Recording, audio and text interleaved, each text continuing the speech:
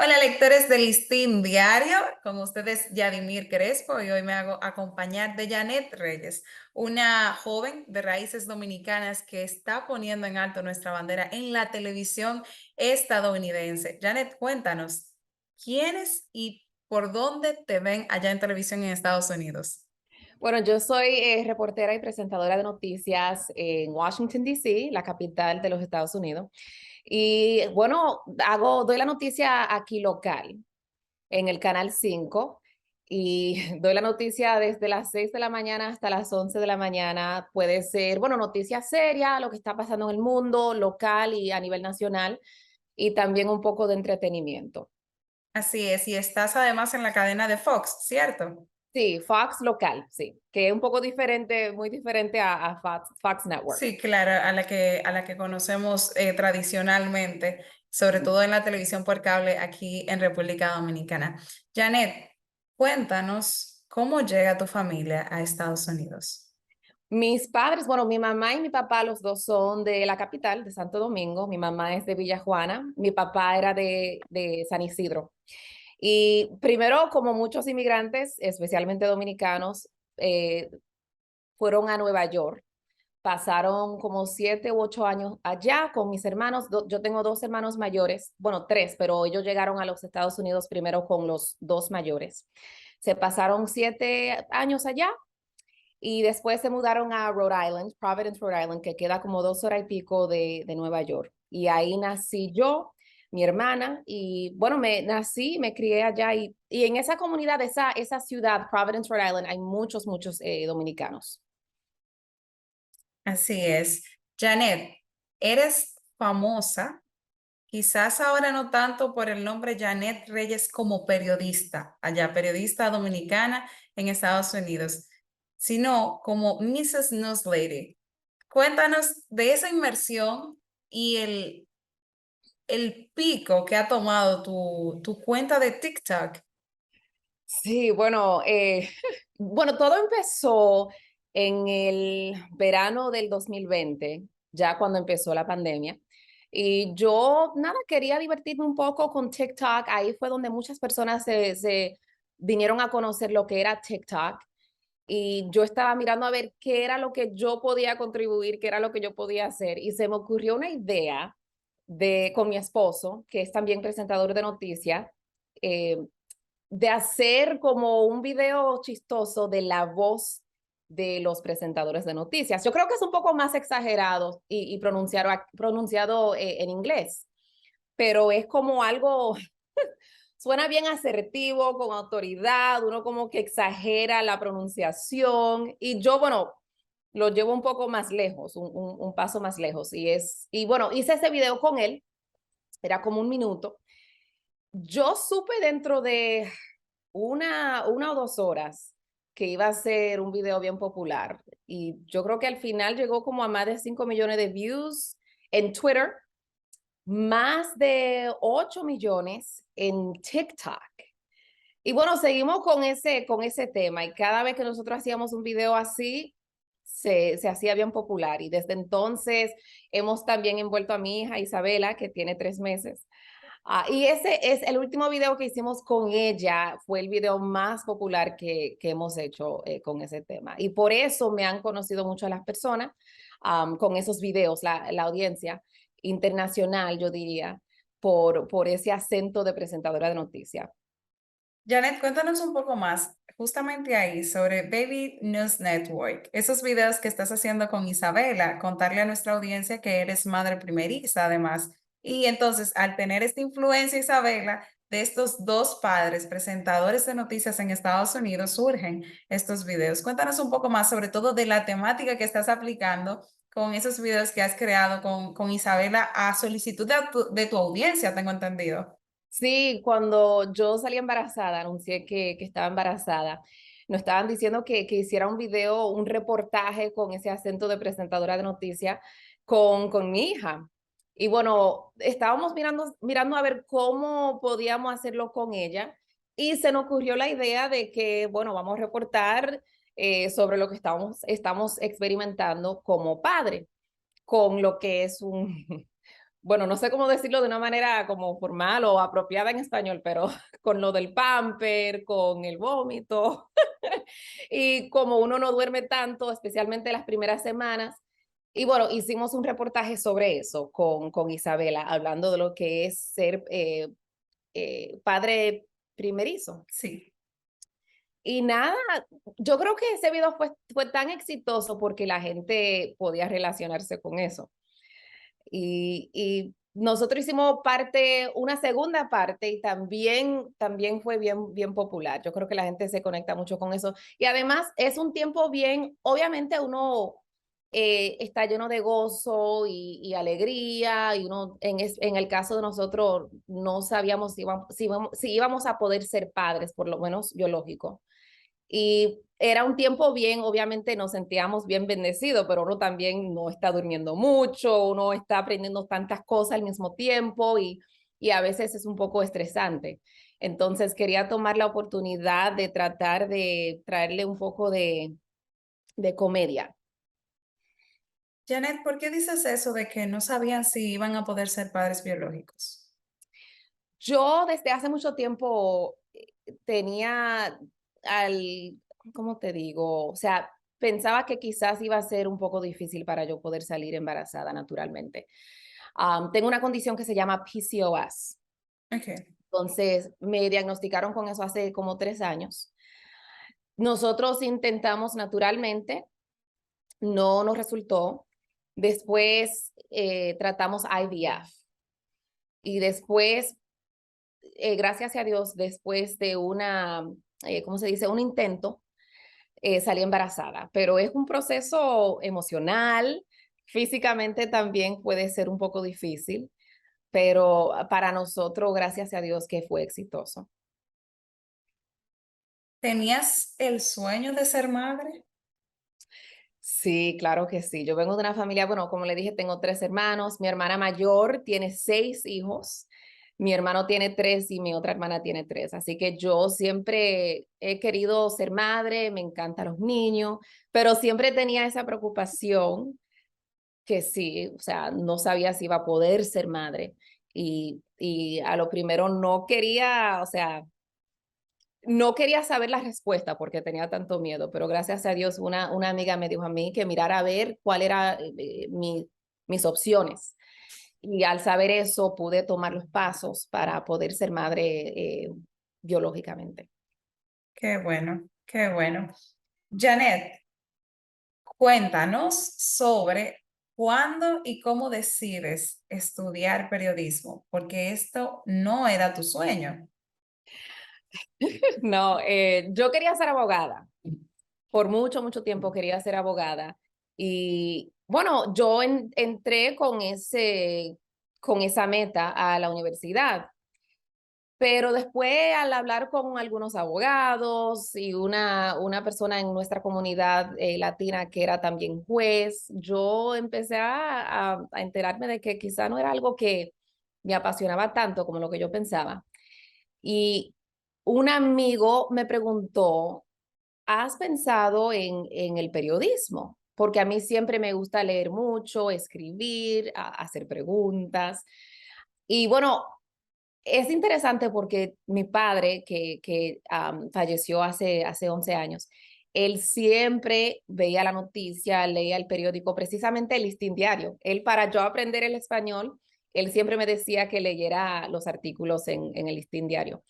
Pero siempre yo he visto el valor y la importancia de la noticia, especialmente con lo que tiene que ver con la comunidad latina, de las personas que no viven en el extranjero, para uno saber lo que está pasando en su comunidad y en su país. Entonces, siempre le vi la importancia y cuando elegí eso como mi carrera, para mí, como que inmediatamente yo sentí que encontré lo que yo considero mi propósito. Y gracias a Dios por ese amigo, porque a veces las personas a veces sus amigos o tus amigos como que saben más de uno que uno mismo. Él veía lo que a mí me gustaba, lo que yo disfrutaba y él fue que sugirió eso. ¿Cuál es esa magia que te enganchó del periodismo? Además de que dices de que era tu propósito.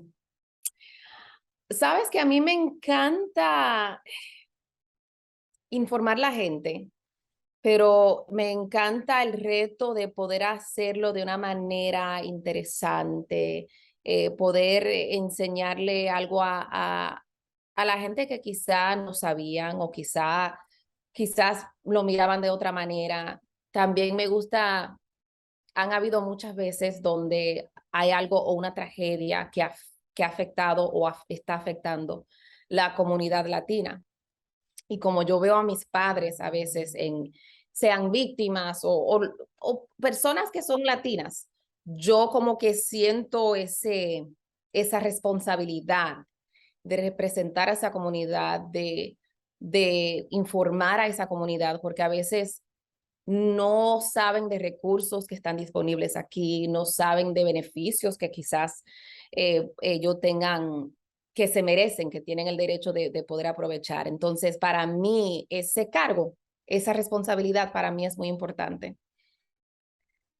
Janet, tú como parte de esa comunidad, ¿alguna vez te has sentido víctima, como mencionas, o has sido discriminada? Um, yo, bueno, aquí dependiendo de dónde uno está, por ejemplo, cuando yo empecé en Little Rock, Arkansas, me veían como una morena, o sea, afroamericana.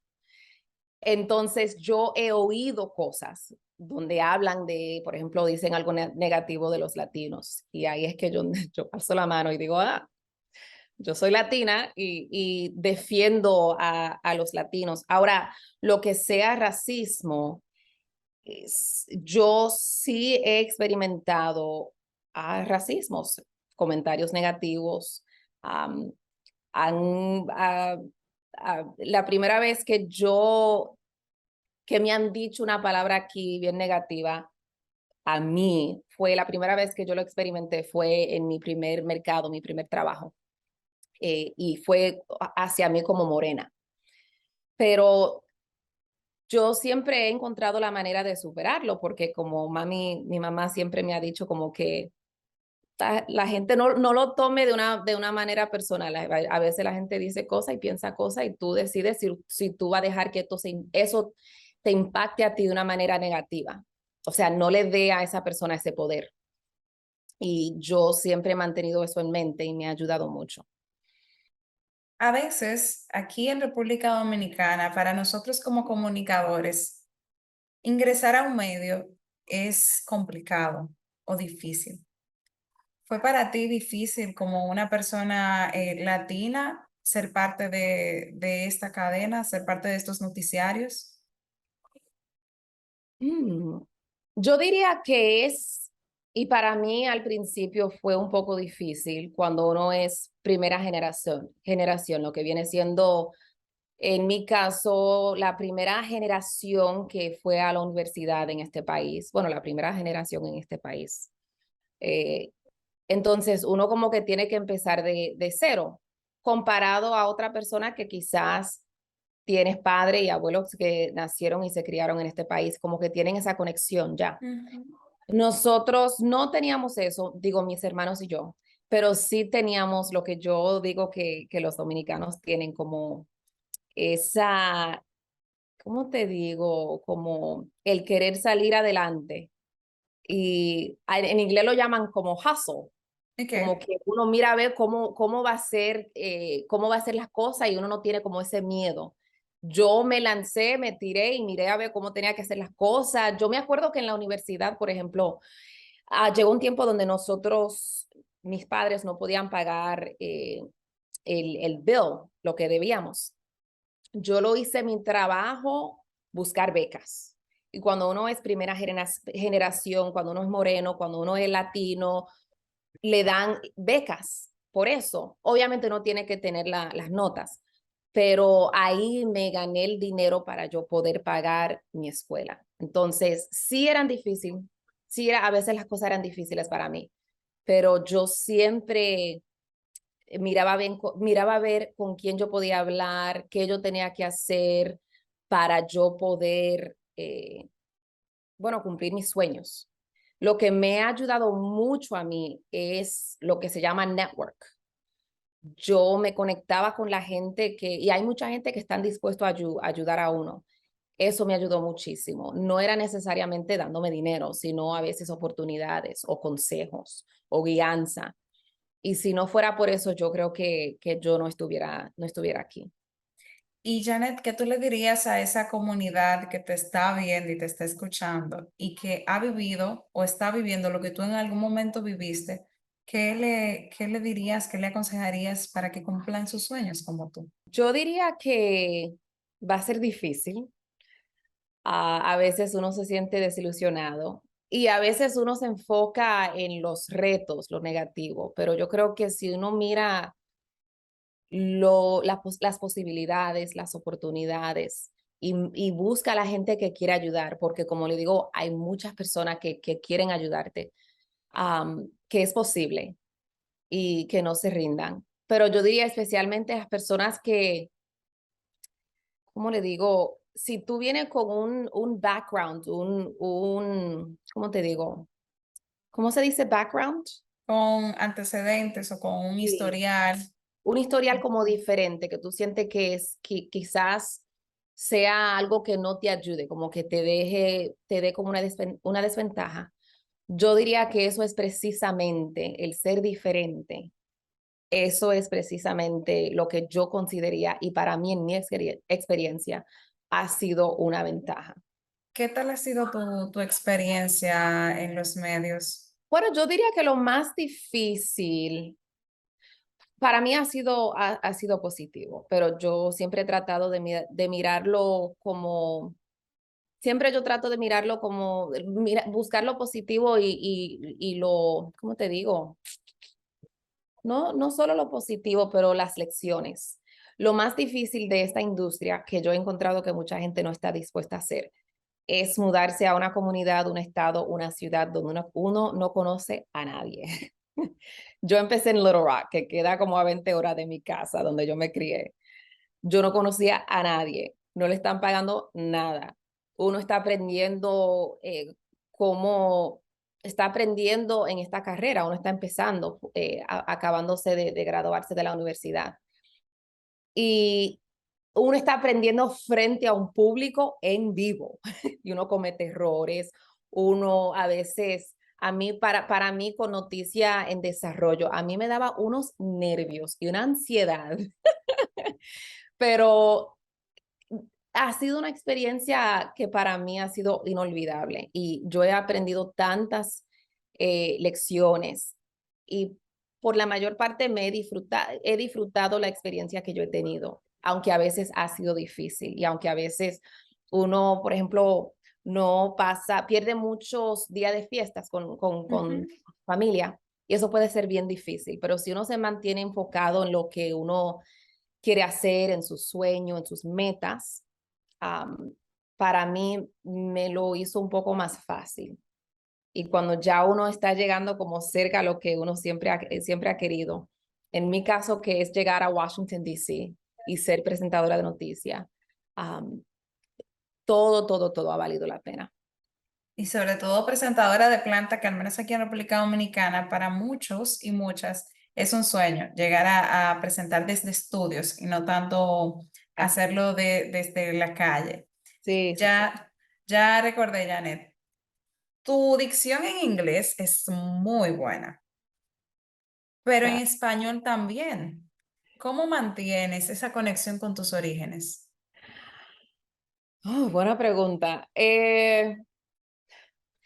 Yo creo que, bueno, yo sé que lo que me ayudó, nos ayudó mucho, mis hermanos y yo, es que cada verano mis padres nos mandaban a Santo Domingo, nos pasábamos el verano entero.